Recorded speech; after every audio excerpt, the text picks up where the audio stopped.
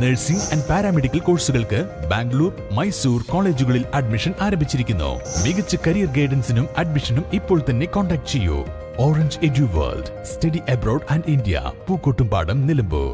വേനൽ ചൂട് അസഹനീയമായതോടെ ഏറ്റവും കൂടുതൽ ദുരിതമനുഭവിക്കുന്നത് വെയിലത്ത് പണിയെടുക്കുന്ന തൊഴിലാളികളാണ്. ഓട്ടോ ടാക്സി തൊഴിലാളികൾ, നിർമ്മാണ തൊഴിലാളികൾ, കർഷകർ, ചുമട്ട് തൊഴിലാളികൾ, വഴിയോര കച്ചവടക്കാർ തുടങ്ങിയവരുടെ ജീവിതം കടുത്ത പ്രതിസന്ധിയിലായിരിക്കുകയാണ്.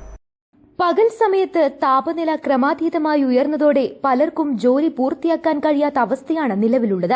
കടുത്ത ചൂടിൽ ജോലി ചെയ്യുന്നതും കാരണം സൂര്യാഘാതവും കടുത്ത നീർജലീകരണവും പലരെയും ആരോഗ്യ പ്രശ്നങ്ങളിലേക്ക് തള്ളിവിടുന്നു. കനത്ത ചൂടിൽ ഓട്ടോ തൊഴിലാളികളുടെ കൈയിലെ തൊലിയടക്കം ഇളകിപ്പോകുന്ന തരത്തിലാണ് ചൂട്.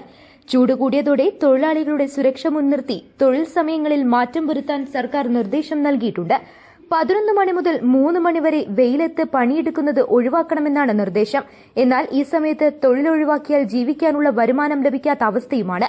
പ്രതീക്ഷിച്ച തോതിൽ വേനൽ മഴ ലഭിക്കാത്തതാണ് പ്രതിസന്ധി രൂക്ഷമാക്കുന്നത്.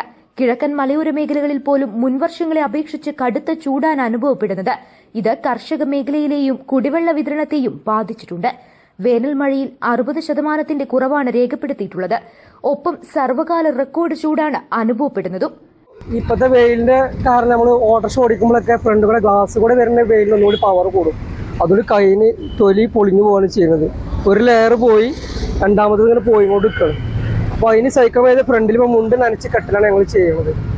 ഞാനല്ല, ഒരുവിധം വിട്ട ഓട്ടോറിക്ഷക്കാരൊക്കെ അവസ്ഥ തന്നെയാണ്. എല്ലാവരും ഇപ്പോൾ ഫ്രണ്ടിൽ മുണ്ട് കെട്ടുകയാണ് ചെയ്യുന്നത്, ചൂടിൻ്റെ ഒരു ആഘാതം കുറയാൻ വേണ്ടിയിട്ട്.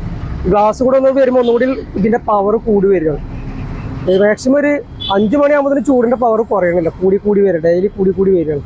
വല്ലാത്തൊരു അവസ്ഥയാണ് ഇപ്പോഴത്തെ ഞങ്ങളുടെ അവസ്ഥ. ഓട്ടോറിക്ഷക്കാരെ ഞങ്ങളുടെ ഓട്ടത്തിന്റെ പ്രശ്നങ്ങളും. News bureau, Pookkottumpadam.